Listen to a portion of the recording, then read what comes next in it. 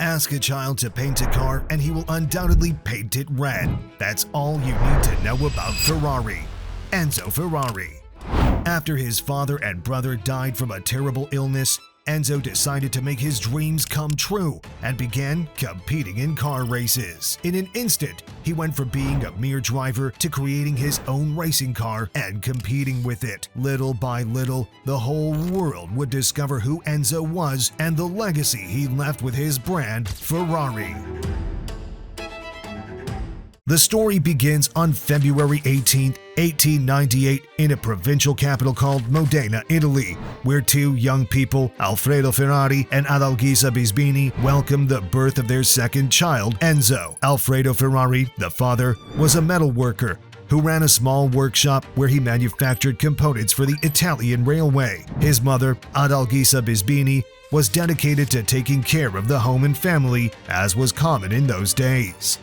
In 1908, when Enzo was only 9 years old, he accompanied his father to an exciting car race near Modena. Enzo had the chance to see Vincenzo Lancia racing, which left such a profound impression on him that it changed his life forever. From that moment, he knew he wanted to study engineering to repair and drive race cars. In 1914, as World War I broke out, Alfredo was sent to the front lines along with his eldest son, Enzo's brother. This left our protagonist facing a difficult adolescence filled with loneliness and worry.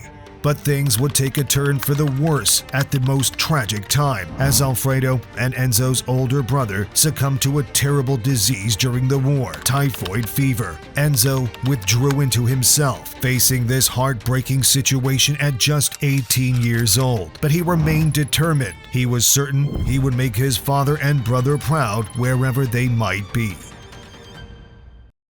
Enzo was left almost entirely alone. During that year, he jumped from job to job, saving what little money he could while trying to cope with the devastating loss of his father and brother. In 1917, he was drafted into the army, where he tried to demonstrate his skills as a mechanic. However, his talents went largely unnoticed, and he was eventually assigned to shoe mules. Due to the war, poor hygiene conditions, and a streak of bad luck, Enzo contracted pleurisy, a typically fatal disease. Remarkably, he survived, and it could be said that from this point on, his life began to turn in his favor. At 20, Enzo finished his military service only to find in Italy in the midst of a post-war crisis. After reading a letter of recommendation from his colonel, he decided to move to Turin, the automotive capital of Italy, perhaps to seek his fortune, or perhaps fortune was seeking him. He applied for a job at Fiat, but was not considered. A year later, he managed to secure a position at a small car manufacturing company called CMN in Milan. There, Enzo bought an Alfa Romeo, which he used to compete in races. His performance caught the attention of several Alfa Romeo executives who invited him to work for the company and race with their cars. In 1919, Enzo began his career in the world of racing and started gaining recognition, though he wasn't known for finishing first. His name, however, was becoming famous, which would later play an important role in his future endeavors. With effort, persistence, and discipline, he gradually improved his times, technique, and engine speed. Unfortunately, Enzo's dominance as a driver didn't last more than 2 years. In 1923, he won his first race, and then in 1924, he had his last good year, achieving 3 consecutive victories. Afterward, he became a mid-tier competitor who raced less frequently. Later, after the birth of his only son, Dino Ferrari, who will play an important role later in Enzo's life, he decided to retire completely from driving to focus on the management and development of Alfa Romeo vehicles.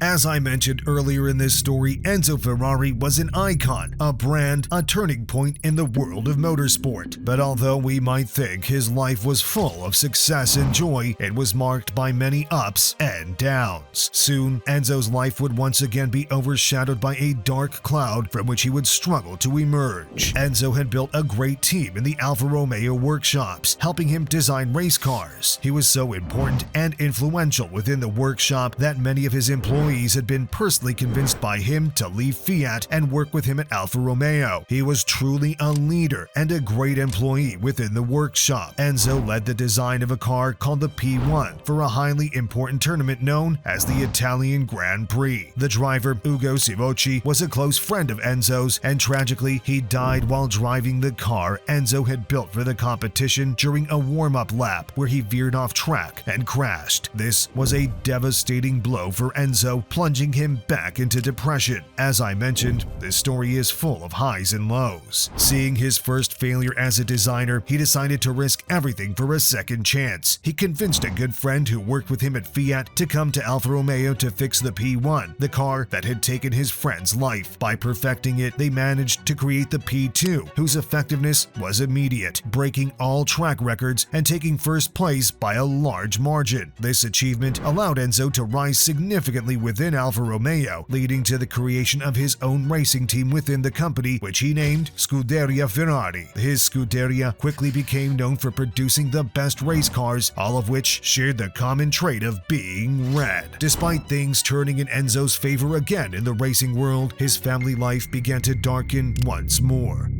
In 1932, his son Dino Ferrari was born, and almost immediately after birth, he was diagnosed with muscular dystrophy. Enzo suffered terribly, unable to do anything for his son, and he tried in vain to stop the disease with various diets and medicines imported from different countries. Dino eventually died in 1956 at the age of 24, causing intense grief for Enzo Ferrari. From then on, Enzo visited his son's grave every morning before going to work.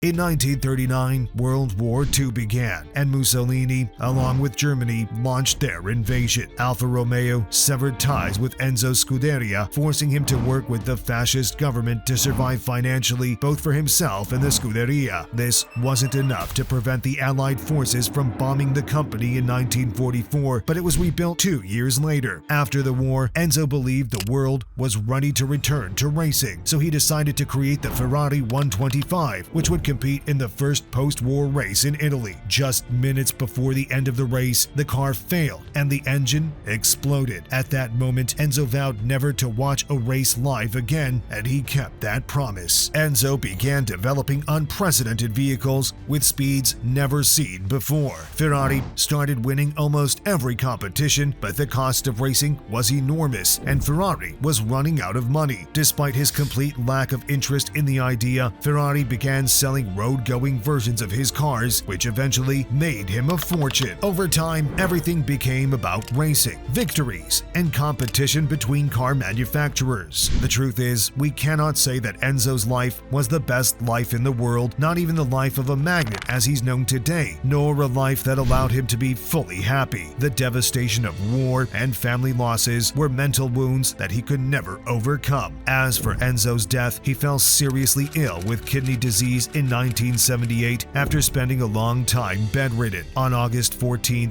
1988, around 1:00 p.m., Enzo Ferrari died in his bed, surrounded by his family in Maranello. He passed away at the age of 90 due to leukemia. His net worth was in the hundreds of millions of euros, which his family later inherited along with his legacy. Now, if I ask you to paint a car, what color would you paint it? If your answer is red, that's all you need to know about Ferrari.